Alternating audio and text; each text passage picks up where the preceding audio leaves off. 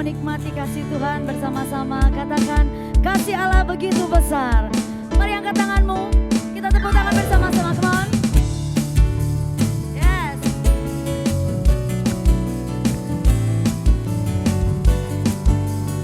Katakan, begitu besar kasih. Begitu besar kasih telah tercurah bagi dunia. Karyamu, kasihmu yang termulia, tiada terselami, besar dan ajaib perbuatanmu. Kau beri hidupmu bagi diriku, tiada yang sepertimu. Kau berkuasa selamanya, ku puji kau selalu. Sama-sama katakan, oh betapa dalamnya, betapa lebarnya kasih setiamu. Oh, oh, oh, tiada bandingannya, tiada duanya, tiada seperti kau, Yesus Tuhanku. Oh, oh, oh, oh, oh, oh, oh, oh. Sama-sama katakan, begitu besar kasih telah tercurah bagi dunia. Karyamu, kasihmu yang termulia, tiada terselami, besar dan ajaib perbuatanmu. Kau beri hidupmu bagi diriku, tiada yang sepertimu. Kau berkuasa selamanya, ku puji kau selalu. Oh, betapa dalamnya, betapa lebarnya kasih setiamu. Oh, oh, oh, oh, tiada bandingannya, tiada duanya, tiada seperti kau. Oh, betapa dalamnya, oh betapa dalamnya, betapa lebarnya kasih setiamu. Oh, oh, oh, tiada bandingannya, tiada duanya, tiada seperti kau, Yesus Tuhanku. Anugerahmu selalu baru, tiada berkesudahan. Semua katakan, come on, yeah. Kami bersuka cita di hadapan-Mu Tuhan pagi hari ini. Kami mensyukuri setiap rahmat dan kasih-Mu. Terima kasih Tuhan. Haleluya.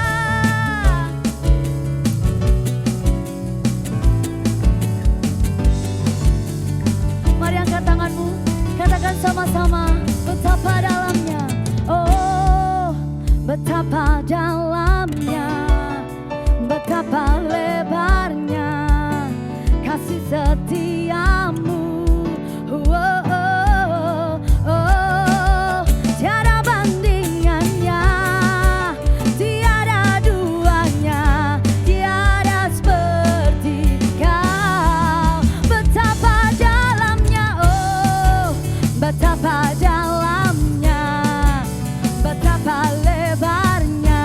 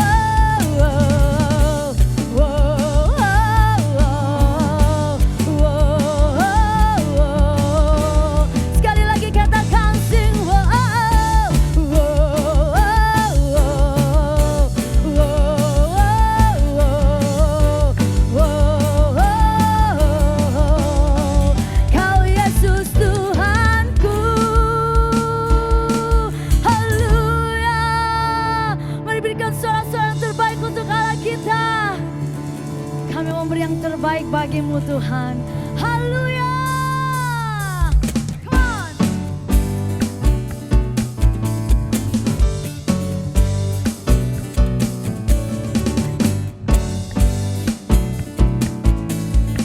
Mari sama-sama katakan, aku temukan kasih, aku temukan kasih yang sejati tiada pernah berubah, hanya di dalam-Mu Yesus Tuhanku. Kasih yang telah Kau beri lebihi segala yang terbaik dalamku, tak berkesudahan, kekal selamanya. Kini ku bawa kepadamu hidupku sebagai persembahan. Terimalah pujian dari hatiku, hanyalah untuk-Mu. Ku beri yang terbaik, ku beri yang terbaik, hanya bagi-Mu, hanya untuk-Mu yang termulia. Berkenan bagi-Mu, biar hidupku bersinar bagi kemuliaan dan keagungan-Mu Tuhan. Kebesaran-Mu ku beri segalanya, ku beri yang terbaik. Haleluya, kami bersyukur Tuhan. Katakan kasih yang telah Kau beri, kasih yang telah Kau beri lebihi segala yang terbaik dalamku, tak berkesudahan, kekal selamanya. Kini ku bawa kepadamu hidupku sebagai persembahan. Terimalah pujian dari hatiku, hanyalah untuk-Mu. Ku beri yang terbaik, hanyalah bagi-Mu, hanya untuk-Mu yang termulia. Berkenan bagi-Mu, biar hidupku bersinar bagi kemuliaan dan keagungan-Mu Tuhan. Kebesaran-Mu ku beri segalanya, ku beri yang terbaik, hanyalah bagi-Mu, hanya untuk-Mu yang termulia. Berkenan bagi-Mu, biar hidupku bersinar bagi kemuliaan dan keagungan-Mu Tuhan. Kebesaran-Mu ku beri segalanya, ku beri yang terbaik. Haleluya, kami berikan yang terbaik bagi-Mu Tuhan, hanya untuk-Mu. Terima kasih. Beri kemuliaan buat Allah kita. Haleluya. Eskan, kami mempersiapkan hati kami Tuhan. Kami memberikan yang terbaik, seluruh penyembahan kami. Sebab Engkau Yesus satu-satunya dalam hidup kami, yang layak untuk kami tinggikan. Terima kasih Tuhan, terima kasih. Haleluya, haleluya. Askan, selain Kau tiada yang lain, hanya Kau milikku di surga.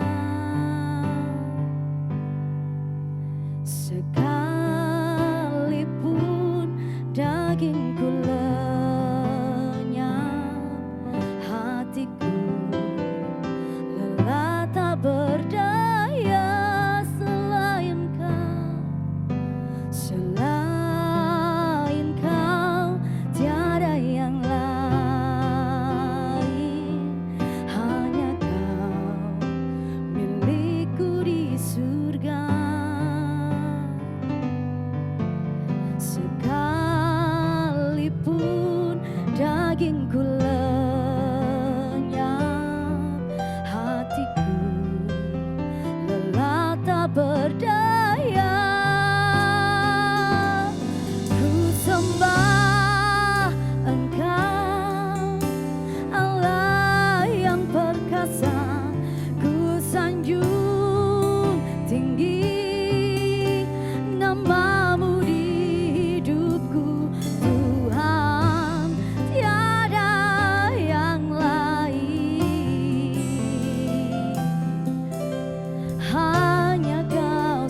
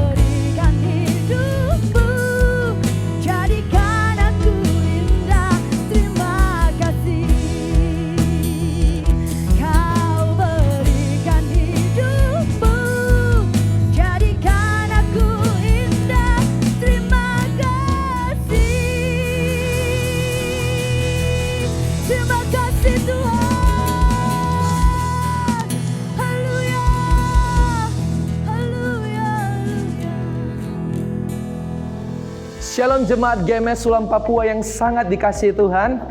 Senang sekali bisa menyapa Anda di hari yang luar biasa ini. Roma 12 ayat 11 firman Tuhan berkata, "Janganlah hendaknya kerajinanmu kendor, biarlah rohmu menyala-nyala dan layanilah Tuhan." Mari kita terus memilih untuk tetap setia, rajin mencari Tuhan. Jangan izinkan roh yang ada di dalam hidup kita padam. Justru kita harus semakin mengapi-apikan diri dan terus melayani Tuhan. Kita bisa melayani keluarga kita, saudara kita, dan tentunya orang-orang yang belum mengenal kasih Tuhan di sekeliling kehidupan kita. Hari ini izinkan saya menyampaikan pengumuman GMS Sulam Papua selama sepekan ke depan. Yang pertama, CG akan tetap diadakan seperti luar biasanya, yaitu dengan cara CG online di kota Anda masing-masing. Mari kita terus saling menguatkan, saling mendoakan. Meskipun tubuh fisik kita boleh berjauhan, tetapi hati dan roh kita tetap terhubung satu sama lain. Kita juga bisa gunakan momentum ini untuk bisa mengajak sebanyak mungkin orang untuk bisa bersekutu bersama-sama di setiap CG online yang ada. Yang kedua, minggu depan ibadah tetap akan diadakan secara via streaming online. Anda bisa mengakses dengan mengetik gms.church/streaming dengan memilih pilihan regional Sulam Papua. Jangan lupa untuk ajak keluarga, sahabat Anda untuk beribadah di rumah masing-masing.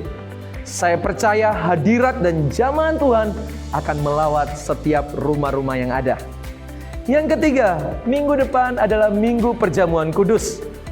Kita akan bersekutu dengan tubuh dan darah Kristus. Oleh sebab itu, Bapak Ibu Saudara bisa mempersiapkan roti dan anggur perjamuan di rumah Anda masing-masing. Yang keempat, bagi Bapak Ibu Saudara yang akan memberikan persembahan dan mengembalikan persepuluhan yang terbaik di hadapan Tuhan, Anda bisa menggunakan via transfer dengan nomor rekening yang sudah tersedia di depan layar kaca Anda. Dan Anda juga bisa menggunakan fasilitas QR barcode yang juga telah tersedia di depan layar kaca Anda.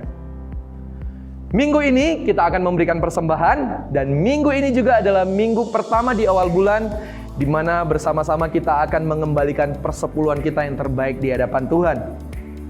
Mari sama-sama kita berdoa di hadapan Tuhan. Tuhan Yesus, kami bersyukur untuk semua kasih setia Tuhan yang Tuhan kerjakan di dalam kehidupan kami. Kami percaya Tuhan selalu menyertai dan melindungi setiap kami. Saat ini Tuhan, kami mau memberikan persembahan yang terbaik. Berkati setiap persembahan Engkau akan pakai untuk pekerjaan Injil, untuk pekerjaan misi, untuk memuliakan nama-Mu. Dan saat ini juga kami mau memberikan persepuluhan yang terbaik di hadapan Tuhan. Kami percaya Tuhan Engkau yang memegang kendali kehidupan kami. Kami percaya Engkau Tuhan yang berdaulat di dalam kehidupan kami. Engkau melihat hati yang sungguh-sungguh percaya akan Engkau. Engkau melihat hati yang sungguh-sungguh mau belajar taat, mengembalikan yang terbaik di hadapan-Mu. Engkau tidak pernah meninggalkan kehidupan kami. Engkau tidak pernah melupakan orang-orang seperti ini. Berkati setiap kami, berkati jemaat-Mu, berkati anak-anak-Mu. Terima kasih Tuhan, kami siap untuk memberi persembahan, kami siap untuk mengembalikan persepuluhan yang terbaik di hadapan Tuhan. Di dalam nama Tuhan Yesus Kristus, kami berdoa, haleluya, amin. Ucapkan firman atas keadaanmu. Lihat nanti, yang lebih kuat adalah Roh Kudus atau roh dunia ini. Yang lebih kuat adalah keadaanmu atau janji Tuhan. Dan saya tahu jawabannya, Roh Kudus lebih besar daripada roh-roh.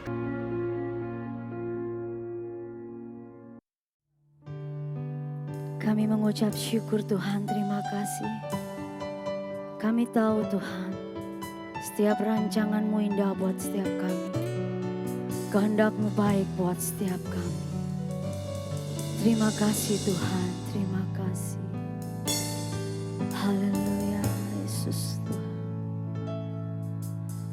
Tuhan ku percaya, rencana-Mu indah. Walau saat ini tak ku mengerti, Engkau telah berfirman, memberi masa depan, damai sejahtera penuh harapan. Katakan Tuhan ku percaya. Let's go. Tuhan ku percaya, rencanamu indah, walau saat ini tak ku mengerti. Engkau telah berfirman, memberi masa depan, damai sejahtera, penuh harapan. Ku tahu rencanamu indah bagiku, ku tahu kehendakmu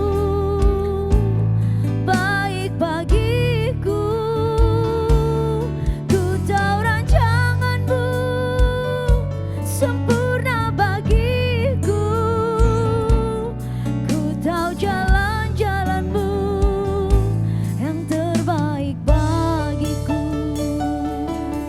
Sungguh kami percaya Kau Tuhan, Tuhan ku percaya, rencanamu indah, walau saat ini tak ku mengerti. Engkau telah berfirman, memberi masa depan, damai sejahtera, penuh harapan. Ku tahu rencanamu, ku tahu rencanamu indah bagiku, ku tahu kehendakmu baik bagiku, ku tahu rancanganmu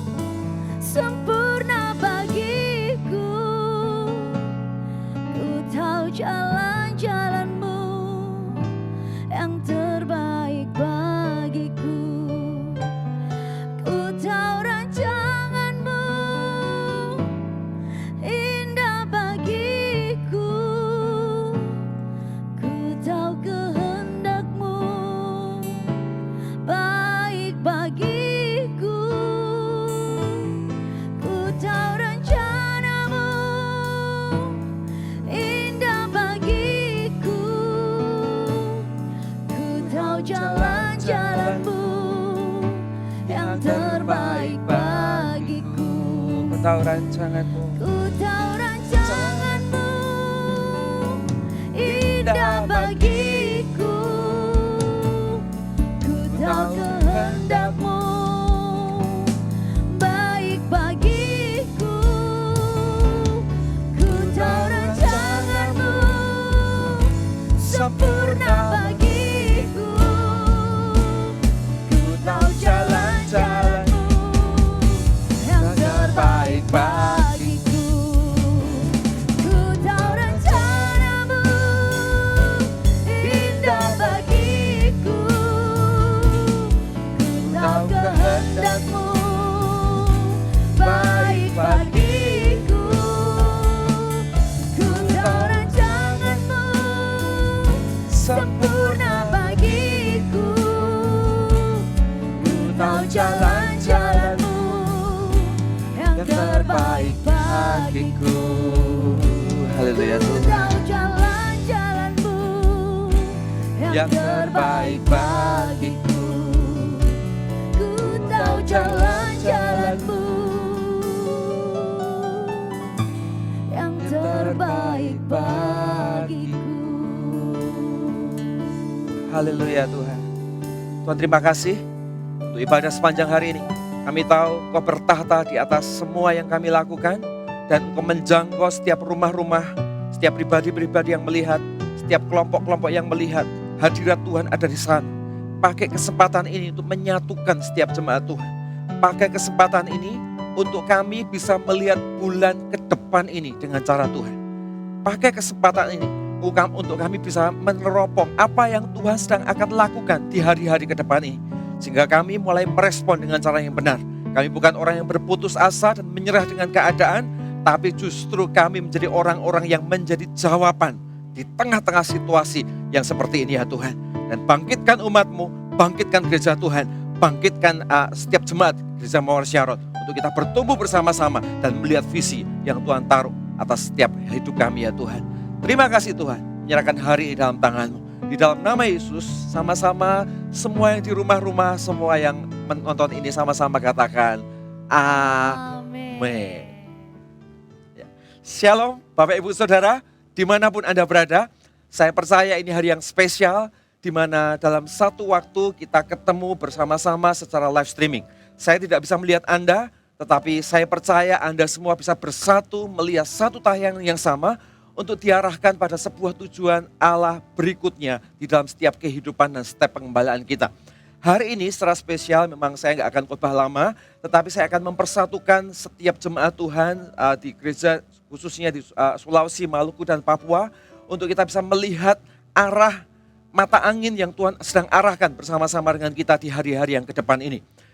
Bisakah Anda berpikir setelah peristiwa bulan Maret, April, Mei, dan hari ini mungkin kita akan menginjak di bulan berikutnya. Kira-kira bulan Maret kita masih bingung, masih syok. Apa yang terjadi? Tiba-tiba semua di rumah, pekerjaan semua di online. Pekerjaan-pekerjaan lama bisa berhenti. Muncul pekerjaan-pekerjaan musiman yang baru. Tumbuh ide-ide yang lain di sana sini. Ya di tengah-tengah orang juga lagi bingung mau ngapain. Bulan-bulan berikutnya mulai menstabilkan dan menyesuaikan diri dalam sebuah adaptasi. Hari ini sekian bulan sudah berlalu dan Anda mulai berpikir, what is the next step berikutnya? Apa step berikutnya yang harus kita buat? Setelah sekian bulan lewat, apa berikutnya? Bukankah kita tahu kita nggak mungkin seperti ini terus? Bukankah kita tahu kita juga nggak mungkin stuck, berpikir stuck dan ada dalam keadaan ini terus? Kita tahu semua bahwa pada akhirnya kita semua harus bergerak keluar dan menjadi jauh lebih produktif dari hari-hari biasanya. Dan saya percaya ini adalah waktu di mana anak-anak Tuhan dibangkitkan. Anda bukan dipanggil untuk terkurung di rumahmu. Anda bukan dipanggil untuk menyerah dengan keadaanmu.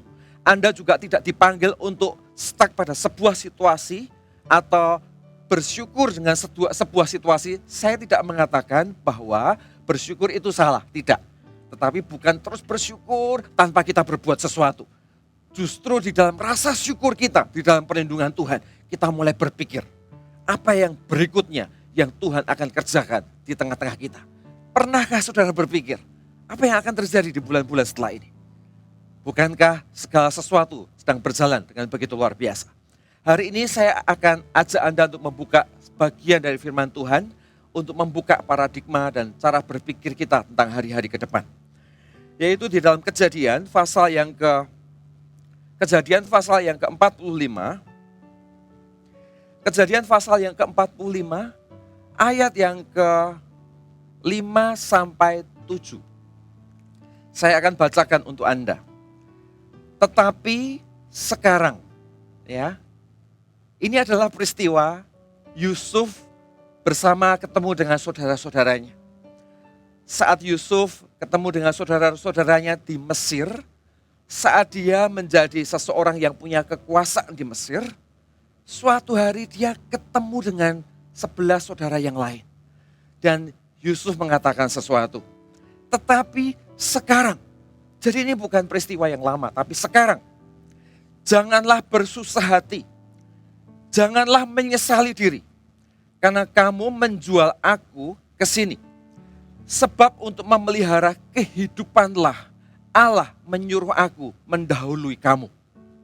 Ayat yang ke-6, karena telah 2 tahun ada kelaparan dalam negeri ini, dan selama 5 tahun lagi orang tidak akan membajak atau menuai. Maka Allah telah menyuruh aku mendahului kamu untuk menjamin kelanjutan keturunanmu di bumi ini dan untuk memelihara hidupmu, sehingga sebagian besar daripadamu akan tertolong. Jadi bukankah kamu yang menyuruh aku ke sini, tetapi Allah, dialah yang menempatkan aku sebagai bapa bagi Firaun dan tuan atas seluruh istananya dan segala kuasa atas seluruh tanah Mesir. Ya, ini ada sebuah peristiwa yang begitu luar biasa, Bapak Ibu Saudara. Ini adalah sebuah peristiwa di mana Yusuf itu mengalami sebuah proses yang panjang. Sampai satu ketika Yusuf ketemu dengan saudara-saudaranya dan dia mengatakan, "Hei, jangan khawatirkan aku. Jangan merasa bersalah. Aku tahu peristiwa yang lalu yang terjadi atas hidupku itu bukan atas rancanganmu, tetapi Tuhan izinkan terjadi supaya aku mendahului kalian semua dan hari ini aku bisa menjadi jawaban atas situasi yang melanda atas negeri ini." Saudara, ada sebuah peristiwa yang menarik atas sosok kehidupan yang seseorang yang namanya Yusuf. Anda tahu siapa Yusuf?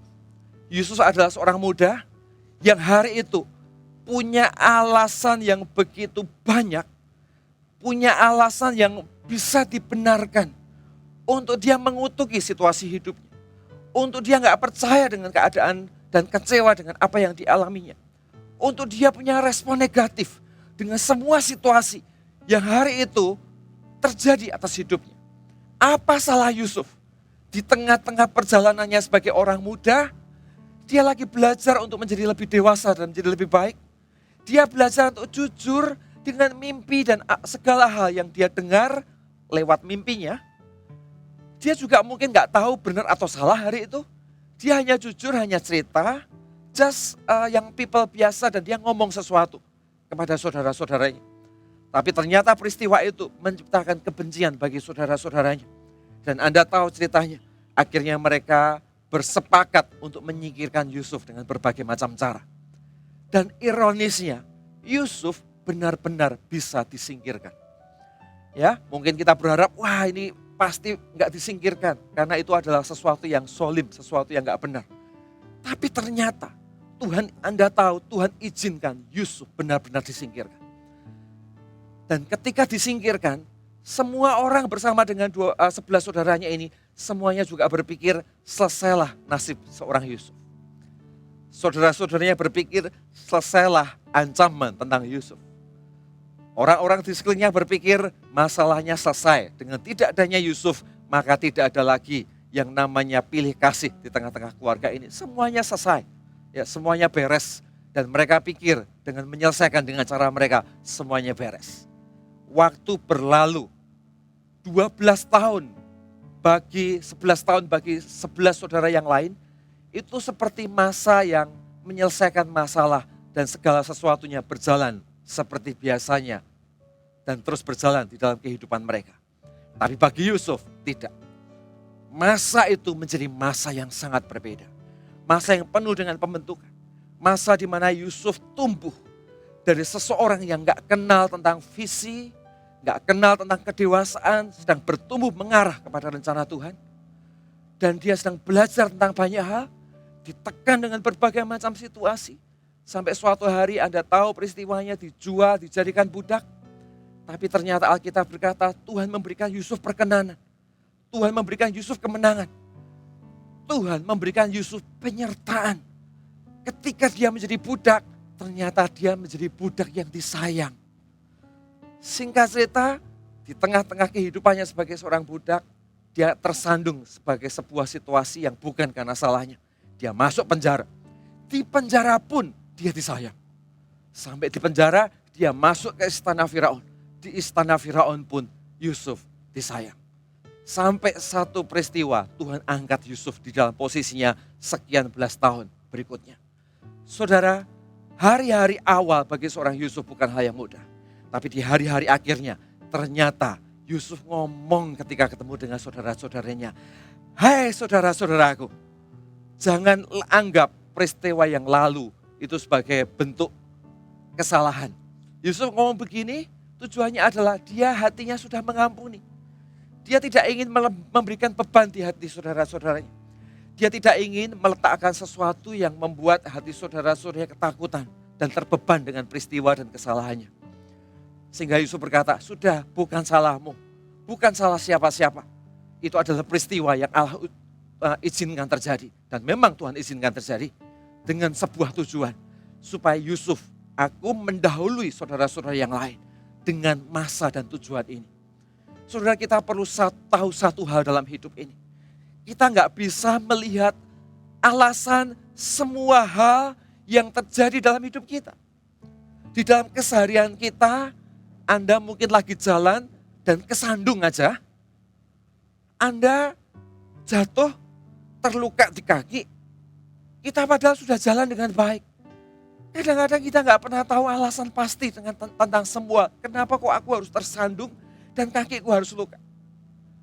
Ya, untuk hal yang besar mungkin, ada peristiwa-peristiwa yang besar terjadi dalam hidup kita. Kita sudah lakukan yang terbaik. Kita sudah melangkah sejauh yang kita bisa. Tapi ternyata ada hal-hal yang gak sesuai dengan harapan kita.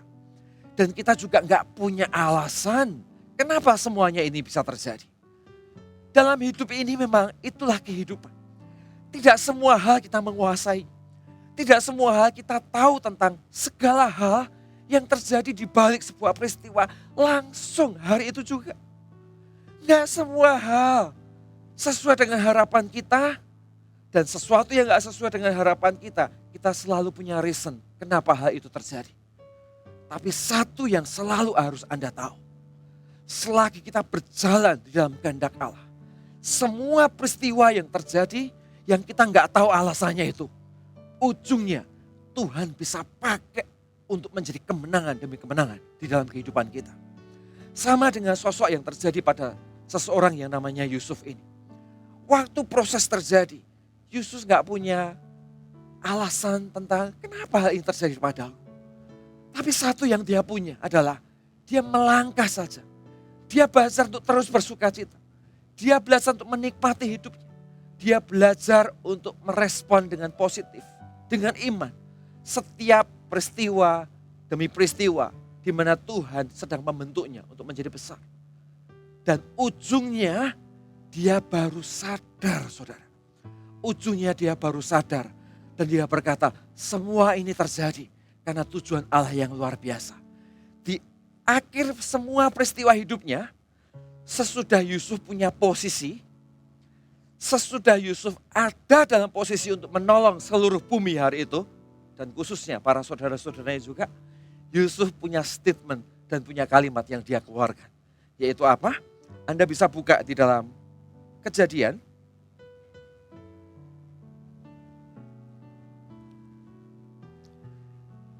Kejadian pasal yang ke-41. Kejadian pasal 41 ayat yang ke-51. Dikatakan demikian.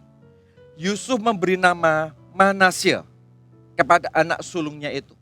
Sebab katanya, Allah telah membuat aku lupa sama sekali kepada kesukaranku dan kepada rumah Bapakku.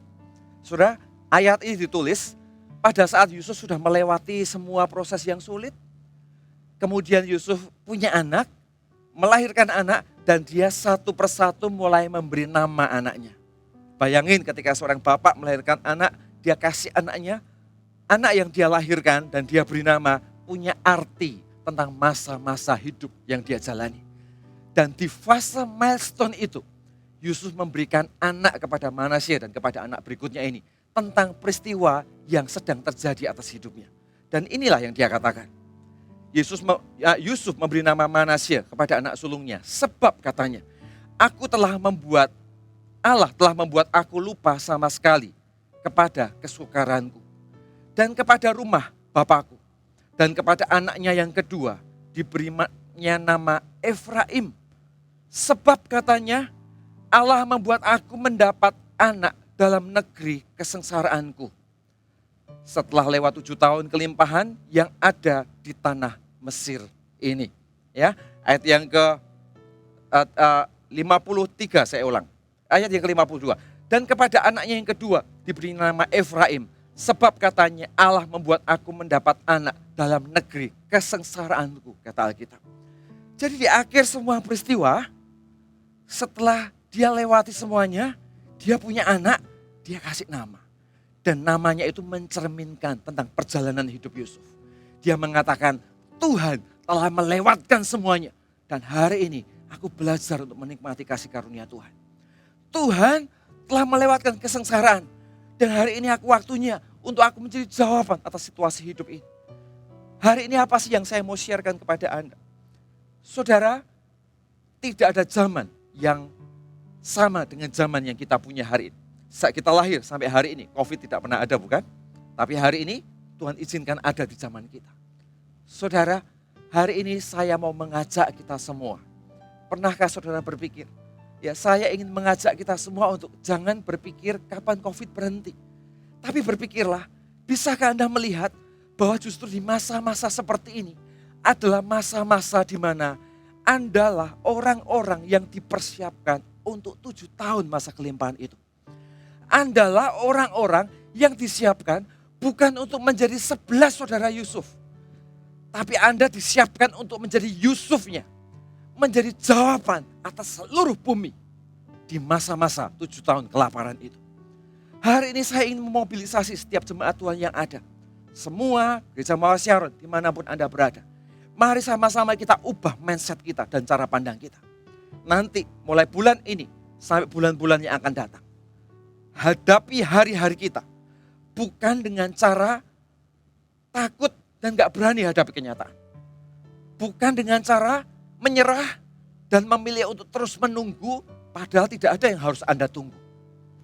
Ya, bukan juga dengan cara terus melihat ke belakang seolah-olah yang lama akan kembali di depan kita.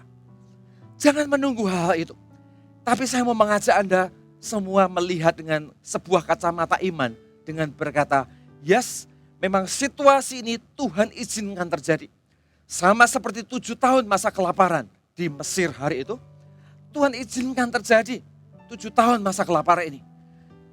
Masa kelaparannya memang terjadi. Masa nggak nyamannya memang terjadi. Budaya baru memang sedang terjadi. Dan memang sedang terbentuk. Hari ini tugasku bukan tidak mengakui bahwa budaya baru itu sedang terbentuk. Tapi tugasku adalah justru menghadapinya dengan kenyataan.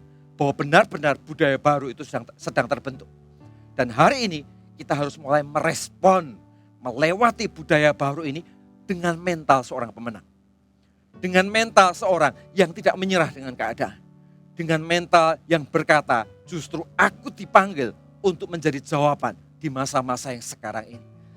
Jangan taruh hidup dan hati Anda sebagai seorang pecundang dan berkata, kenapa ya peristiwa ini terjadi atas hidupku? Sehingga hari ini aku menjadi sulit. Kita menyalahkan situasi, kita salahkan keadaan, kita salahkan berbagai macam hal. Dan di hari-hari hidup kita fokus dengan berbagai macam hal yang terus kita perhatikan, yang terus membuat berbagai macam alasan kesalahan kita akhirnya Anda kehilangan kreativitas, Anda kehilangan mimpi, Anda kehilangan hati Tuhan, Anda kehilangan rencana Allah, Anda kehilangan apa yang Tuhan inginkan di depan kita karena kita sibuk terus memikirkan segala sesuatu yang ada di sekeliling kita dan sibuk melihat diri kita sebagai korban dari sebuah keadaan. Don't do it. Berhenti untuk lakukan itu semua, lihatlah ke depan dan jadilah jawaban untuk 7 tahun masa kelimpahanmu ini. Andalah 7 tahun masa kelimpahan itu. Andalah yang dipanggil Tuhan untuk menjadi jawaban di sana. Saudara, ada 2 hal yang harus dengan sengaja kita lahirkan di dalam kehidupan kita. Yaitu apa? Anda lihat seseorang yang namanya Yusuf ini. Saya mau ajak Anda untuk melihat apa yang membuat Yusuf diangkat Tuhan dan disiapkan Tuhan untuk 7 tahun masa kelimpahan ini. Saya akan cerita satu persatu dengan sederhana, Bapak Ibu Saudara. Ya. Yang pertama apa?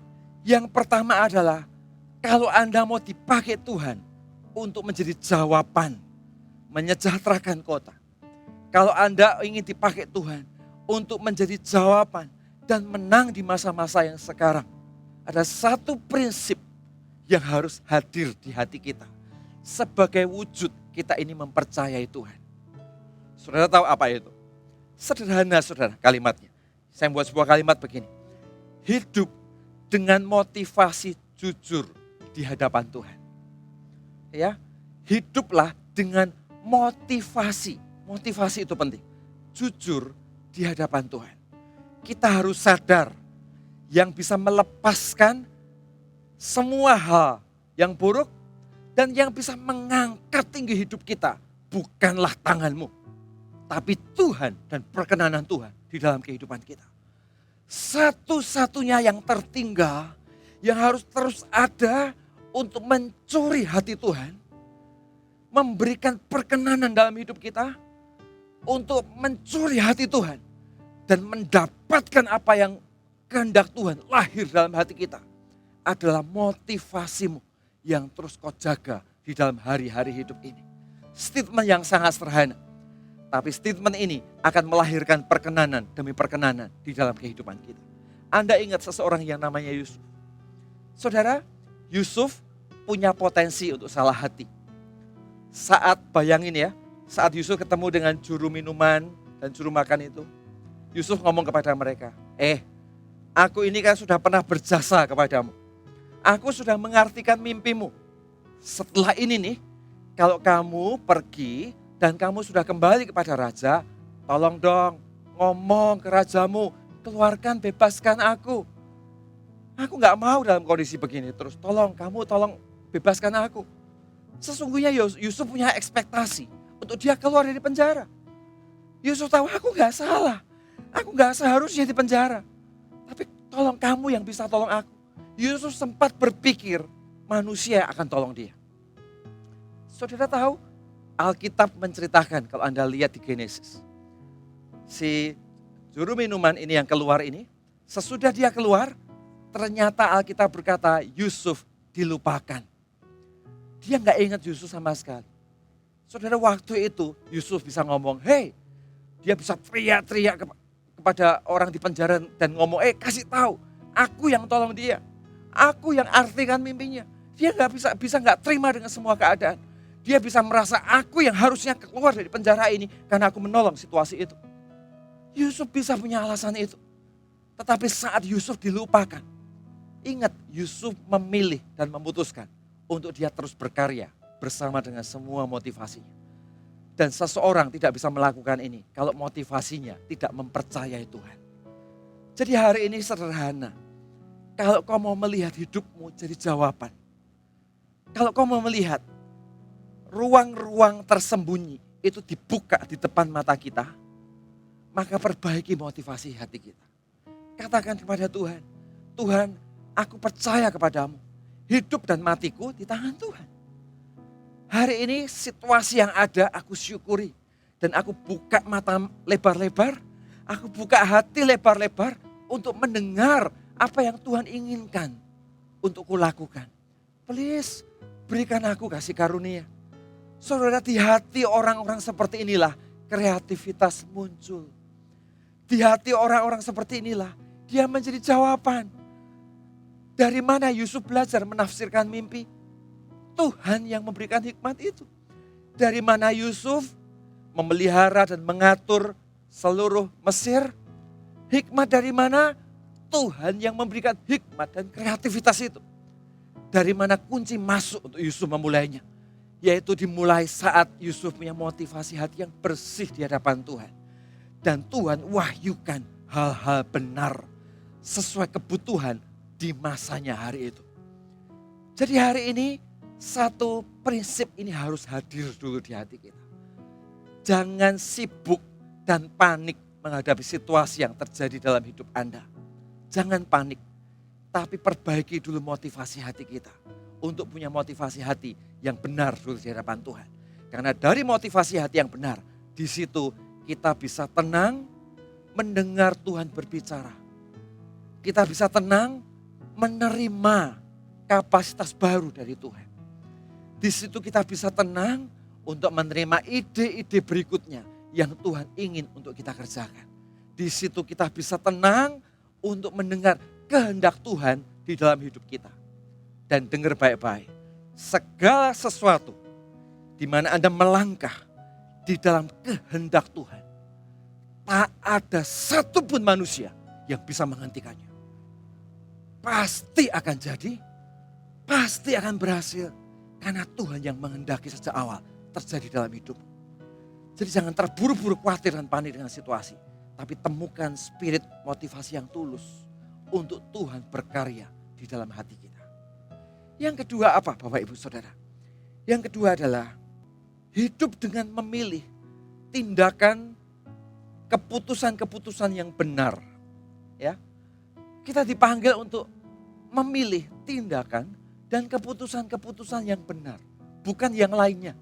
Sekalipun itu kelihatan rohani. Saudara, ini prinsip yang sederhana. Pada saat orang terjepit, kita bisa membenarkan semua hal dengan cara rohani. Pada saat orang terjepit, kita bisa melakukan banyak hal yang sebetulnya itu licik di hadapan Tuhan. Tapi atas nama hal-hal di sekeliling kita, kita bisa merohanikan. Hari ini beranikah Anda berkata, kalau aku ikut Tuhan, maka aku taruh hidupku ke tangan Tuhan. Kalau aku ikut Tuhan, aku taruh semua keluargaku ke tangan Tuhan. Dan aku percaya hidup matiku di tangan Tuhan.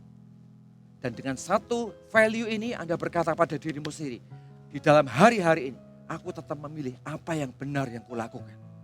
Bukan apa yang sekedar baik menurut pandanganku, tapi sebetulnya itu membenarkan segala sesuatu yang sesungguhnya tidak benar di hadapan Tuhan. Hari ini pilihlah sesuatu yang benar.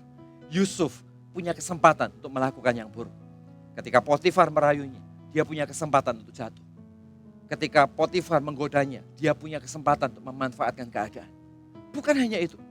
Ketika dia menjadi wakil dari tuan pemilik saat dia menjadi budak, dia punya kesempatan untuk korupsi di sana, bukan? Waktu dia menjadi Perdana Menteri di Mesir, dia punya kesempatan untuk memanfaatkan kekuasaannya. Dia punya kesempatan untuk melakukan hal sesuai dengan keinginannya. Dan dia bisa membenarkan itu karena dia berpikir, aku pemimpinnya, aku berkuasa. Aku bisa manfaatkan keadaan, aku bisa gunakan ini, gunakan itu untuk kepentinganku. Tapi tidak dengan Yusuf. Justru dia tahu bahwa hidupku ini adalah sepotong cerita yang Tuhan gunakan untuk menjadi jawaban bagi saudara-saudaraku dan bagi seluruh negeri ini. Dan aku dipanggil untuk 7 tahun masa kelimpahan itu. Dia tidak akan korbankan hati Tuhan. Dia tidak akan korbankan visi yang Tuhan taruh dalam hidupnya. Hanya untuk sesaat kepentingan yang dia bisa lakukan. Hanya untuk kesempatan sesaat yang dia bisa ambil. Tapi dia memilih untuk melihat visi dan menghargai potongan cerita hidupnya di mana dia tahu dari banyak ribuan generasi dia cuma sepotong generasi yang Tuhan panggil di masa itu secara khusus untuk membawa Israel dan seluruh keluarganya tidak kelaparan, untuk membawa seluruh bumi datang kepadanya dan menjadi jawaban atas 7 tahun masa kelimpahannya itu. Hari ini saya berdoa, hati yang sama ada di hatimu, hai jemaat Tuhan. Hati yang sama ada di mental. Saya percaya orang-orang seperti ini tidak akan ditinggalkan Tuhan. Justru Anda akan menjadi 300 prajurit Gideon yang bisa melihat di tengah-tengah semua kemungkinan yang kalah. Ada 300 prajurit yang berdiri dan berkata, aku pegang visi Tuhan. Dan aku percaya Allahku akan menyelamatkanku. Ternyata dengan 300 prajurit ini, Gideon mengalahkan bangsa Median yang jumlahnya tak terhingga itu. Saudara, saya berdoa, Andalah orangnya. Andalah orangnya. Jangan turunkan standar kekudusan. Jangan turunkan apa yang selama ini kau bangun. Setelah 2 bulan, kau tinggal di rumah, nyaman, dan tak ada yang mengontrol.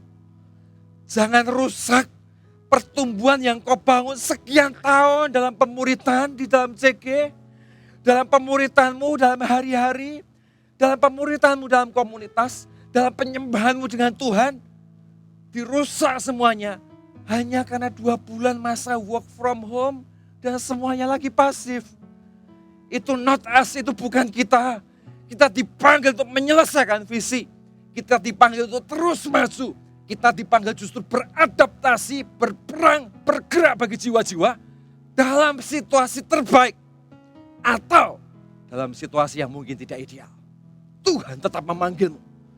Potongan peristiwa dari generasi demi generasi ini. Tuhan panggil hidup Anda untuk selesaikan bagianmu di sana. Jangan nyerah dengan keadaan.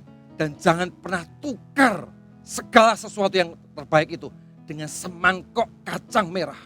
Hanya untuk keuntungan pribadimu semata-mata. Jangan tukar semuanya itu hanya dengan kenyamanan sesaat. Akhirnya Anda lebih menikmati tidur lebih panjang daripada engkau mengembalikan energi dan pertumbuhanmu dengan Tuhan.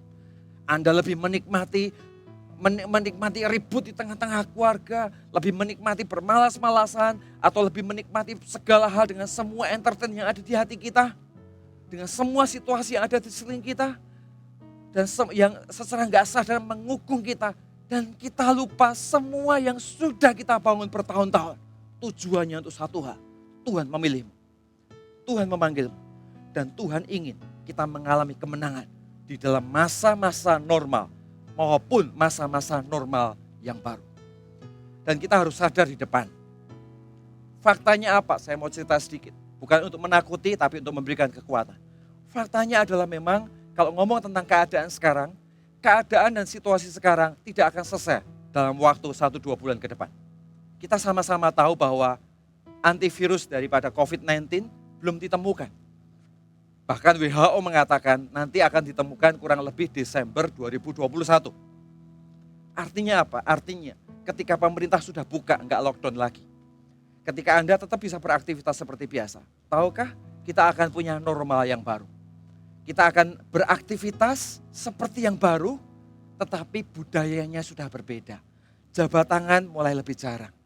Jaga jarak tetap ada. Ya salaman dulu pakai tangan, sekarang pakai kaki. Wah, mungkin akan begitu. Tapi itu new normal baru. Pekerjaan bentuknya akan berubah. Pertanyaan saya sederhana. Ketika Anda menghadapi tantangan yang seperti ini, kau memutuskan untuk menyerah. Dan menjadi orang-orang yang mentalitasnya bukan seperti 300 tentara Gideon, tapi seperti orang yang keluar semuanya itu puluhan ribu. Atau Anda memutuskan untuk maju ke depan dan berkata, aku bagian dari 300 tentara Gideon itu. Aku bagian dari Yusuf yang justru di masa ini menjadi jawaban untuk kota-kota. Justru di masa-masa ini seorang pria akan berdiri dan berkata, aku akan jadi bapak untuk rumah tangga ini. Seorang mama akan berdiri, aku akan jadi seorang ibu, istri, jadi penolong bagi suamiku, jadi ibu bagi anak-anakku, jadi volunteer dalam gereja. Kita justru akan bahu-membahu menghadapi budaya yang baru dan bukan untuk kalah. Tapi dengarkan, untuk diberkati. Bukan hanya untuk diberkati, tapi untuk menyejahterakan kota. Untuk menyejahterakan kota. Saya berdoa, justru di masa-masa seperti ini, jemaat Tuhan dibangkitkan semuanya. Pertama-tama secara rohani, mereka seperti diberi bom kebangkitan daripada Tuhan. Dunamos demi dunamos. Meledak di hati masing-masing orang. meledak satu-satu. Menjadi iman yang meledak di hati mereka. Visi yang diledakkan di hati mereka. Mimpi yang Tuhan taruh di masa-masa sekarang untuk menjadi jawaban. Kerohanian mereka tidak turun, tapi justru melompat lebih tinggi dan menjadi jawaban bagi orang-orang yang ada di sekelilingnya. Dan yang kedua adalah secara ekonomi, Anda justru dibangkitkan. Hari ini saya berdoa dengan motif yang benar. Berdoalah kepada Tuhan. Secara ekonomi, biarkan Anda dibangkitkan. Dan Anda dipanggil untuk kesejahteraan kota. Anda dipanggil untuk melayani saudara-saudaramu. Anda dipanggil untuk menjadi jawaban bagi kota-kota. Anda dipanggil justru menjadi jawaban bagi yang lain untuk terus bergerak bersama-sama. Hari ini saya percaya Anda orangnya. Dan hari ini saya berdoa Anda mempercayai bagaimana Tuhan akan mengangkatmu tinggi. Bukan di masa-masa biasa, tapi di masa-masa yang seperti ini. Saya ingin mengajak kita semua untuk terus bangkit dari keadaan kita. Dan saya sengaja nggak mau khotbah tentang sesuatu yang meninabobokkan Anda. Ya, tentang segala hal yang membuat justru iman kita seperti dikipasi. Tapi saya mau konfrontasi hati Anda. Konfrontasi semua hal yang mungkin menjepit Anda. Ubah parameternya. Lihatlah dengan iman. Tuhan akan menyertai kita. Dan kita akan tumbuh bersama-sama di dalam kehendaknya. Alkitab bahkan berkata dalam situasi baik atau situasi buruk. Injil harus terus diberitakan. Kita harus terus bertumbuh. Kita harus terus mengalami kehidupan rohani bersama dengan Tuhan. Dan apa yang kita alami harus terus kita tularkan di sana sini. Dan Tuhan sedang memanggilmu ke sana. Hari ini mari kita bertumbuh bersama-sama. Mari kita nyanyikan satu lagu yuk sama-sama.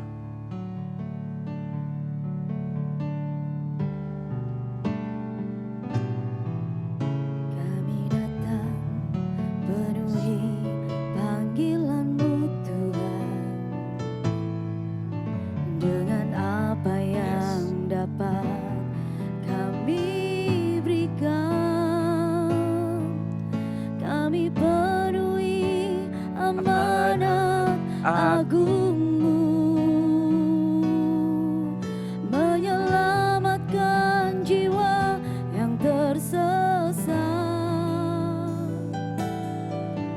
Kami datang penuhi panggilan-Mu Tuhan. Yes, God.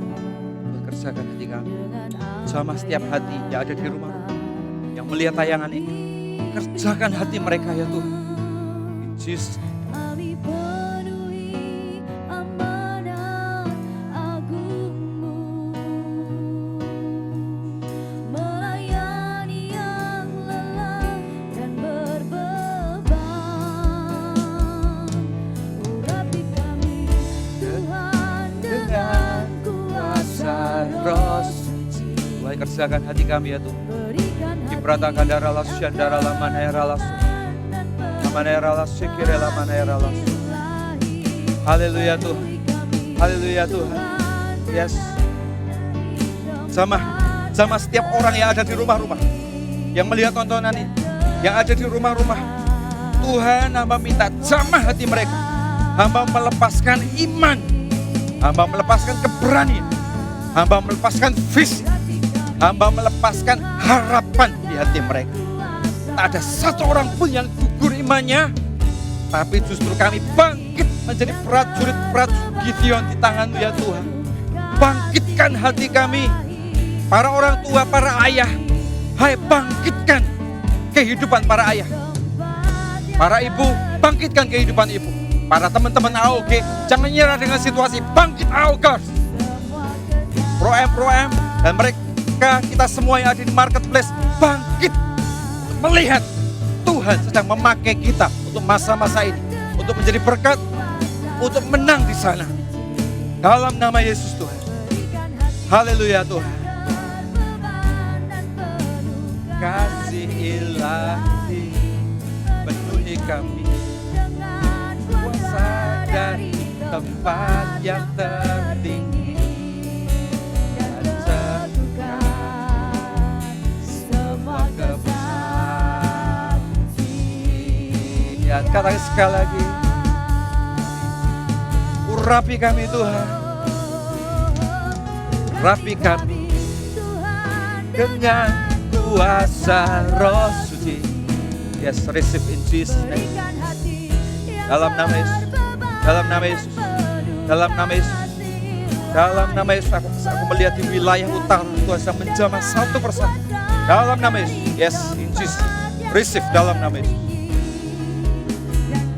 teguhkan semua kesaksian.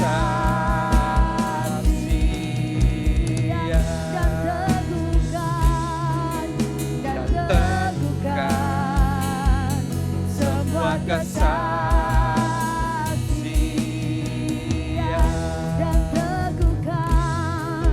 Dan teguhkan semua kesaksian.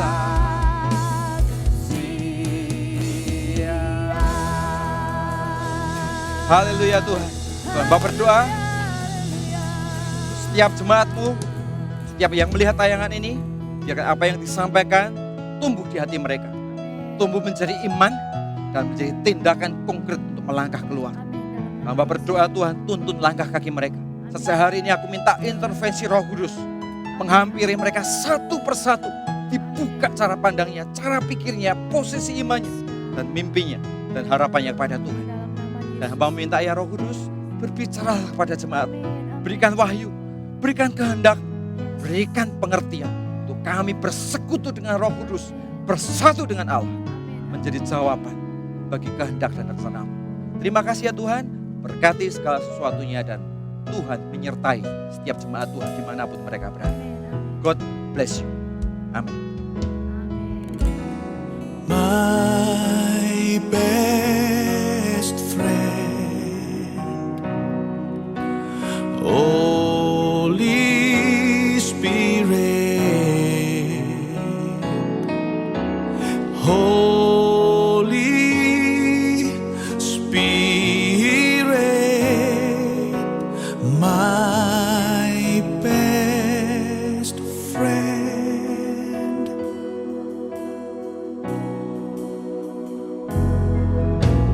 Panjang sabar dan lemah lembut, murah hati, baik dan setia, kekang suci di dagingku terus